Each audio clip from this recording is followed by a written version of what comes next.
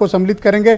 फखरुल हसन चांद हमारे साथ मौजूद हैं, समाजवादी पार्टी के प्रवक्ता हैं। फखरुल, ये क्या हुआ है संसद के भीतर? आपको क्या लगता है कि ये किस तरह की कॉन्स्पिरेसी हो सकती है जो कुछ भी घटना हुई है?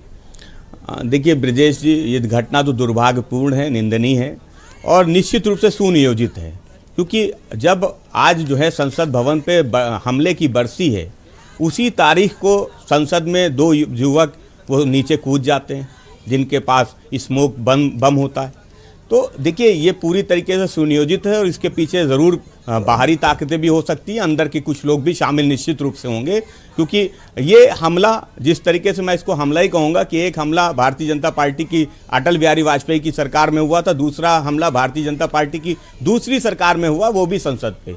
तो देखिए ये सुरक्षा में बड़ी चूक है। आखिर इसकी और ये आप मानते हैं कि ये बहुत ही वेल ऑर्गेनाइज्ड और कोऑर्डिनेटेड अटैक था? बिल्कुल ब्रिजेश जी, बिना आप सोचिए ना कि आज बरसी है और आज ही के दिन का क्यों चुना?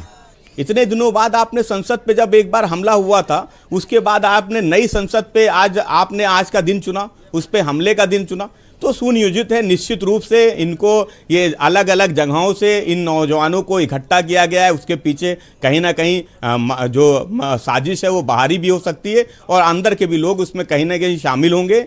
लेकिन बहुत बड़ा कैसे लोगों को चुना गया? जो लखनऊ में सागर शर्मा है, हमारे जो रिपोर्टर वहाँ गए थे, उसका परिवार कोई बहुत ही गरीब लोग हैं। उसका फादर कारपेंटर है, वो खुद ही रिक्शा चलाता था, बहुत ही पुअर हालात में रहते हैं, एक कमरे का घर है वो भी अंदर।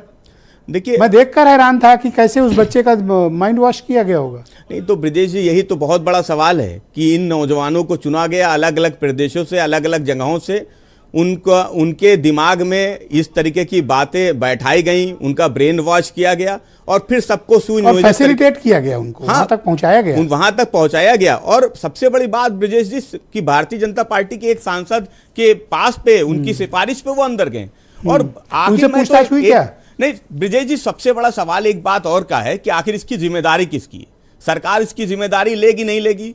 भारतीय जनता पार्टी के एक सांसद हैं, उनकी क्या जिम्मेदारी है? और जितने भी देश के खिलाफ हमले हुए हैं वो भारतीय जनता पार्टी की सरकारों में हुए। कारगिल हुआ हो तो भारतीय जनता पार्टी की सरकार थी, कंधार हुआ तो भारतीय जनता पार्टी की सरकार थी, संसद पे हमला हुआ तो भाजपा की सरकार थी, आप पुलवामा हुआ का हमला हुआ तो भाजपा की सरकार थी, और अभी हम कल फिर देख रहे थे कि नक्सली हमला हुआ था और आज संसद में हमला हो गया। तो ये जो भारतीय जनता पार्टी के दावे हैं आंतरिक सुरक्षा के, बाहरी सुरक्षा के, वो दावे पूरी तरीके